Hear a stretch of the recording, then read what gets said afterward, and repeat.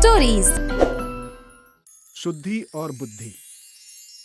हीरा और गौरी नाम के एक सांड और एक गाय सेठ दीनानाथ के पास बरसों से काम करते आ रहे हैं। सेठ दीनानाथ हीरा और गौरी को अपने बैलगाड़ी में बांधकर मंडी से माल खरीदकर हर रोज लंबा सफर तय कर बाजार में बेचता है। वो हीरा और गौरी से हद से ज्यादा काम लिया करता है।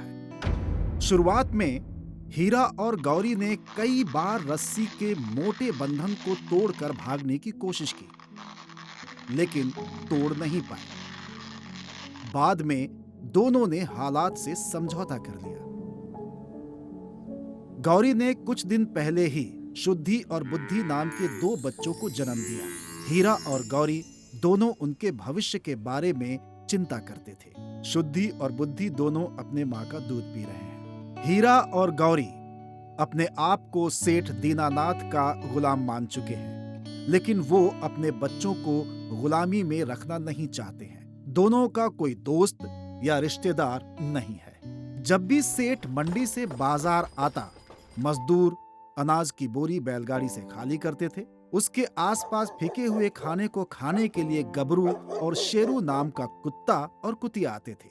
उसी से हीरा और गौरी की दोस्ती हो गई थी। एक दिन सेठ दीनानाथ बैलगाड़ी को बाजार में लाता है और मजदूर से बैलगाड़ी पर लदे सामान को खाली करवाता है। बैलगाड़ी खाली होने के बाद बचे सामान पर अधिकार जमाने के लिए गबरू और शेरू अपने 2 छोटे बच्चों के साथ वहां आ पहुंचते हैं। वो दोनों हीरा और गौरी की दयनीय दशा को देखकर पूछते हैं, क्या हुआ हीरा भाई, आपका चेहरा उदास क्यों है? क्या कहूं शेरू भाई, हम दोनों पति पत्नी पर बहुत ही जुल्म हो रहा है। हमसे जबरदस्ती हद से ज्यादा काम करवाया जाता है। हम परेशान हैं। देखो हीरा, हम भले ही पत्तल चाट के खाते हैं, लेकिन आजादी की खुली हवा में सांस लेते हैं। आपको खाने पीने की कोई तकलीफ नहीं है, लेकिन आप हमारी तरह खुलकर आजाद होकर कहीं घूम नहीं सकते, क्योंकि आपके कंधों पर गुलामी की रस्सी बांधी गई है। बात तो आप सही कह रहे हो, लेकिन हम कर भी क्या सकते हैं? हमारी कई पीढ़ियां ऐसे ही गुलामी करती आई हैं।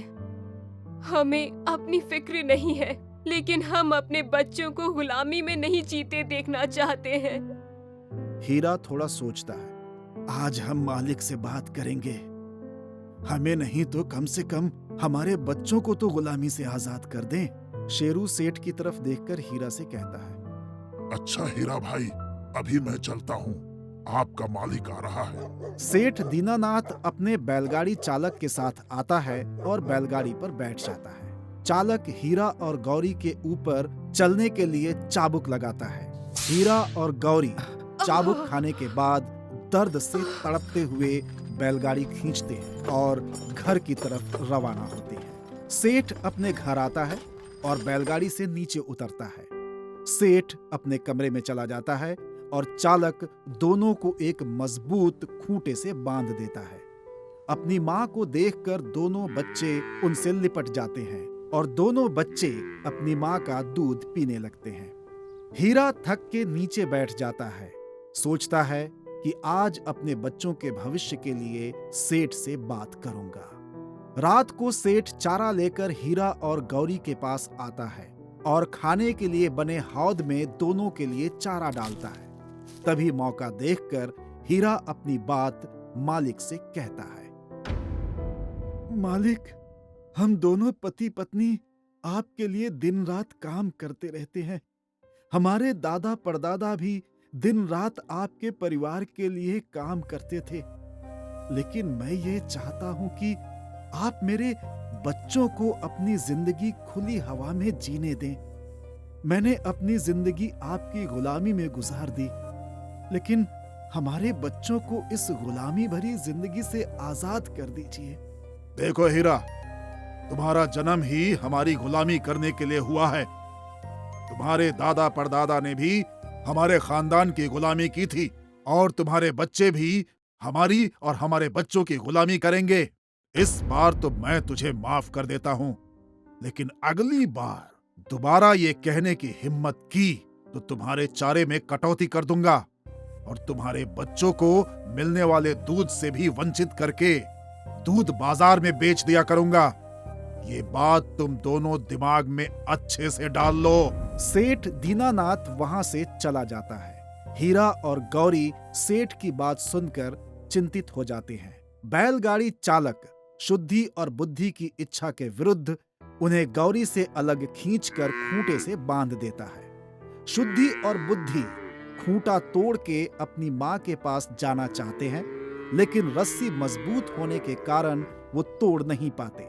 हीरा और गौरी अपने से अलग होते बच्चों को देखकर रोने लगते हैं। हमारी और हमारे बच्चों की किस्मत में सिर्फ गुलामी लिखी है। अगले दिन बैलगाड़ी चालक खूंटे से हीरा और गौरी को खोलकर बैलगाड़ी से जोड़ता है। सेठ दीनानाथ आता है और बैलगाड़ी पर सवार होता है। शुद्धि और बुद्धि दोनों अपने माँ बाप के पास जाना चाहते हैं, लेकिन मोटे रस्सी से बंधे होने की वजह से दोनों जा नहीं पाते। सेठ दीनानाथ बैलगाड़ी को मंडी की ओर रवाना करवाता है। सेठ दीनानाथ मंडी से बैलगाड़ी पर सारे अनाज की बोरी मजदूर से लदवाता है और फिर वो बाजार की तरफ रवाना होता है। बैलगाड़ी पर ज्यादा बोरी होने से बैलगाड़ी का वजन बढ़ जाता है, जिस कारण हीरा और गौरी बैलगाड़ी को खींच नहीं पा रहे हैं। वो बीच रास्ते में रुक जाते हैं। चालक दोनों पर चाबुक बरसाता है। सेठ दीनानाथ हीरा और गौरी पर दबाव डालता है। हीरा, गौरी, क्या हो गया है तुम दोनों को? रात के तेवर अभी तक गए नहीं क्या? नाटक कर रहे हो? मालिक, बैलगाड़ी पर वजन ज्यादा है, हम खींच नहीं पा रहे हैं। हाँ तो अब माल को यहीं तो खाली नहीं कर सकते ना? किसी तरह बाजार तक चलना ही पड़ेगा। वहां जाके माल खाली कर देंगे। चलो। हीरा और गौरी पूरी ताकत लगाकर बैलगाड़ी को खींचते हुए बाजार की तरफ आगे बढ़ते हैं। बाजार पहुंचने पर सेठ बैलगाड़ी से उतरकर अचानक बाजार को बंद देखकर चौंक जाता है। उसके चेहरे पर उदासी छा जाती है। इधर गबरू और शेरू हीरा और गौरी के पास आते हैं। क्या बात है हीरा भाई, आज तुम ज्यादा परेशान नजर आ रहे हो। शेरू भाई, आज बैलगाड़ी पर ज्यादा माल लाद दिया है। बैलगाड़ी खींचते खींचते बदन चकनाचूर हो गया है और अब तक माल की एक बोरी भी बैलगाड़ी से नीचे नहीं उतरी है। अरे भाई, शायद तुम्हारे सेठ को पता नहीं था, आज बाजार बंद है। आज कोई नेता मर गया है। हे भगवान, मतलब बैलगाड़ी पर लदा पूरा माल फिर से वापस छोड़ना पड़ेगा। सेठ दीनानाथ वापस बैलगाड़ी के पास आकर बैलगाड़ी पर बैठता है और चालक को वापस अपने घर की तरफ लेके चलने को कहता है। धुलिया, बैलगाड़ी को अपने घर की तरफ ले चलो। आज घर के गोडाउन में ही अनाज रखना पड़ेगा। आज बाजार बंद है। चालक हीरा और गौरी को चलने के लिए चाबुक मारता है, लेकिन हीरा और गौरी आगे नहीं बढ़ते। क्या नाटक कर रहे हो हीरा और गौरी? लगता है तुम दोनों की चर्बी बढ़ गई है।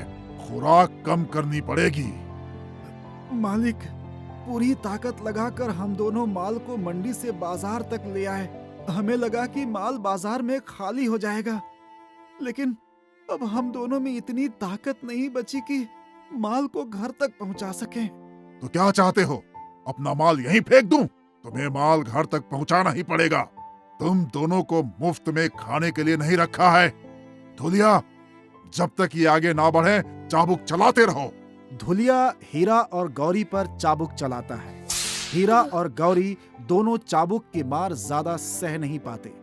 वो बैलगाड़ी खींचने की कोशिश करते हैं और जोर लगाकर धीरे धीरे घर की तरफ चल देते हैं। गर्मी के मौसम में चिलचिलाती धूप में दोनों पूरी ताकत से बैलगाड़ी को खींचते हैं। हीरा गौरी से कहता है, लगता है मैं घर तक जिंदा नहीं पहुंच पाऊंगा। ऐसा ना कहिए, हमारे बच्चों का क्या होगा? हमें अपने बच्चों के भविष्य के लिए जिंदा रहना होगा। हिम्मत ना हारिए। दोनों ताकत लगाकर बैलगाड़ी को खींचते हैं। हीरा और गौरी बैलगाड़ी को लेकर जैसे तैसे घर के गोडाउन तक पहुंच जाते हैं। चालक बैलगाड़ी को रोकता है। सेठ अपने मजदूरों से कहता है, सारे अनाज को गोडाउन में रख दो, कल सवेरे बाजार लेके जाना है। चालक हीरा और गौरी को खूंटे से बांधकर चला जाता है और मजदूर बैलगाड़ी से अनाज की बोरियों को खाली करके गोडाउन में रख देता है। बैलगाड़ी से अनाज की बोरी खाली हो जाती है। अगले दिन चालक हीरा और गौरी को खूंटे से खोलकर बैलगाड़ी से बांधने के लिए लेने आता है। वो देखता है हीरा और गौरी सोए हुए हैं। उनके शरीर में कोई भी हरकत नहीं हो रही है। वो उनके शरीर को हिलाता है लेकिन कोई हरकत नहीं होती। वो दौड़कर अपने सेठ के पास जाकर बोलता है, मालिक मालिक, हीरा और गौरी मर गए, हीरा और गौरी मर गए, दोनों के शरीर में कोई हरकत नहीं हो रही है मालिक। सेठ दीनानाथ दौड़ते हुए हीरा और गौरी के पास आता है। वो दोनों को मरा देखकर हैरान हो जाता है और सर पर हाथ रखकर बैठ जाता है। शुद्धि और बुद्धि वहां अपने माँ बाप के पास आकर उनसे लिपट के रोते हैं। आप मुझे छोड़ के ऐसे कैसे जा सकते हैं? अब मेरा क्या होगा? हम लोग कैसे जिएंगे? कौन हमें दूध पिलाएगा? सेठ धुलिया से कहता है, दोनों को अलग करो और खूंटे से बांध दो और हीरा और गौरी को किसी कसाई के हवाले कर दो। शुद्धि और बुद्धि को कल बैलगाड़ी खींचने के लिए तैयार करो। मालिक, बच्चे हैं वो कैसे बैलगाड़ी को खींच पाएंगे?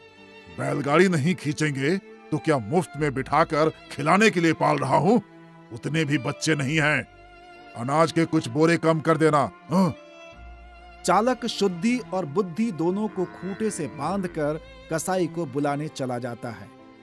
दोनों खूंटा तोड़कर अपने माँ बाप के पास जाने की कोशिश करते हैं लेकिन खूंटे को तोड़ नहीं पाते। थोड़ी देर बाद 4 कसाई लोग आते हैं। वो हीरा और गौरी को टांग के ले जाते हैं। शुद्धि और बुद्धि दोनों अपने माँ बाप को जाते हुए देखकर आंसू बहाते हुए चुपचाप खड़े रहते हैं। अगले दिन चालक शुद्धि और बुद्धि को बैलगाड़ी में बांध रहा है। तभी शुद्धि और बुद्धि दोनों धुलिया से शिकायत करते हैं, धुलिया चाचा, आप ये क्या कर रहे हैं? आपको पता है ना कि हम दोनों अभी बच्चे हैं। तब तक सेठ दीनानाथ वहां आ जाता है। सेठ जी, कुछ तो रहम कीजिए। अभी हम लोग दूध पीते बच्चे हैं। कल ही हमारे माँ बाप मरे हैं। अभी हम दोनों की आंखों से आंसू सूखे भी नहीं हैं। तो हम क्या करें? लाखों का माल फेंक दें? अब तुम दोनों के दूध पीने के दिन खत्म। जितनी जल्दी जिम्मेदारी संभाल लोगे उतना ही अच्छा होगा। वैसे भी एक ना एक दिन जो काम तुम्हारे माँ बाप कर रहे थे वो ही तुम दोनों को कभी ना कभी तो करना ही था।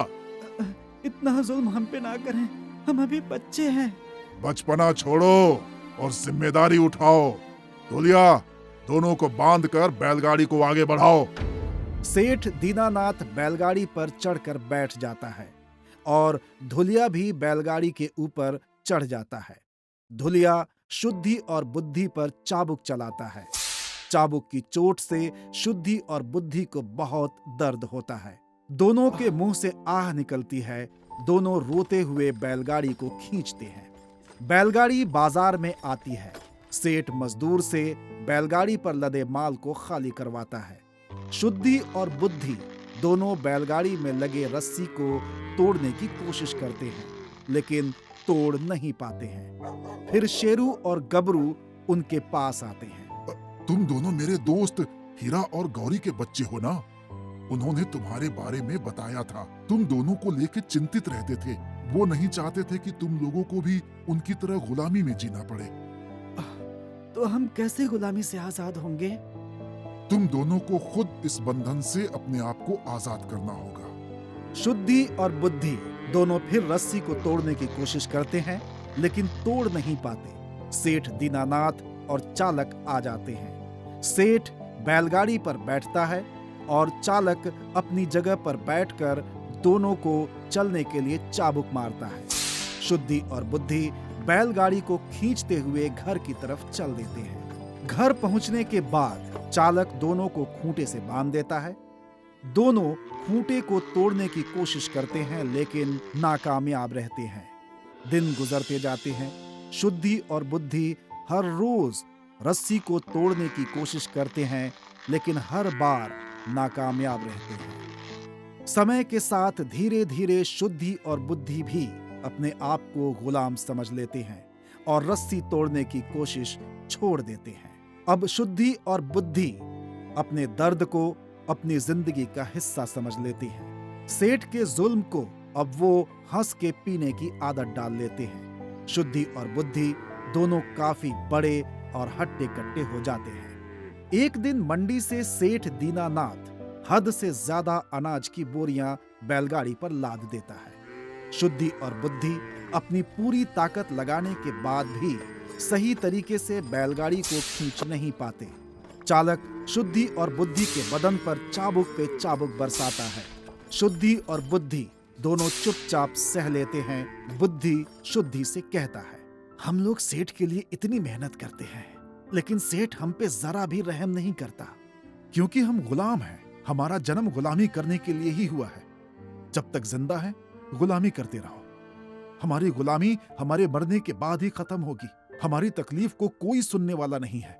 जब तक जिंदा हो ताकत से खींचो और बाजार चलो। दोनों बैलगाड़ी को ताकत से खींचते हुए बाजार की तरफ चल देते हैं। शुद्धि और बुद्धि बैलगाड़ी लेके बाजार पहुंचते हैं। सेठ और चालक दोनों बैलगाड़ी से नीचे उतरते हैं। सेठ मजदूर से सारा अनाज उतरवाकर दुकान पे ले जाता है। चालक शुद्धि बुद्धि को खूंटे में बांध देता है। तुम दोनों कुछ समय के लिए आराम कर लो, क्योंकि बाजार देर तक खुला रहेगा। चालक भी सेठ के पास चला जाता है। उसके जाते ही शुद्धि और बुद्धि के पास शेरू और गबरू आते हैं और दोनों के बदन पर चाबुक के निशान देखकर दुख व्यक्त करते हैं। शुद्धि भाई, आपके बदन पर चाबुक के निशान आज कुछ ज्यादा ही है। छोड़ो न शेरू भाई, ये कोई नया नहीं है। अपने माँ बाप की तरह हम भी गुलाम हैं। जब तक जिंदा हैं तब तक जुल्म सहते रहना है। कोई नहीं है जो हम दोनों को इस गुलामी से मुक्त कर पाए। शुद्धि भाई, आजादी कोई देता नहीं और गुलामी कोई छोड़ने देगा नहीं। आजाद होने के लिए गुलामी से तुम्हें ही लड़ाई लड़नी पड़ेगी। मगर कैसे? हम तो हमेशा इस मोटी रस्सी के बंधन में बंधे होते हैं, जिसे तोड़ पाना हमारे लिए मुमकिन नहीं है। बचपन से कोशिश करते आए हैं। अब तो हमने मान लिया है कि हम गुलाम हैं। तुम दोनों ने बचपन से इस रस्सी को तोड़ने की कोशिश की, लेकिन नहीं तोड़ पाए, क्योंकि उस वक्त तुम दोनों बच्चे थे। तुम्हारे अंदर वो ताकत नहीं थी जो आज है। अब तुम बड़े हो गए हो, लेकिन तुम्हें वो बंधन अभी भी ताकतवर ही दिखाई देता है, क्योंकि तुमने गुलामी में जीना स्वीकार कर लिया है। रस्सी वही है जिसे तुम बचपन में तोड़ नहीं पाए। अब तुम कोशिश करोगे तो तोड़ सकते हो। शुद्धि और बुद्धि पर शेरू की बातों का काफी असर होता है। वो दोनों उस रस्सी को देखते हैं। ये वही रस्सी है। अब तुम ताकतवर हो। एक बार जोर लगा के तो देखो।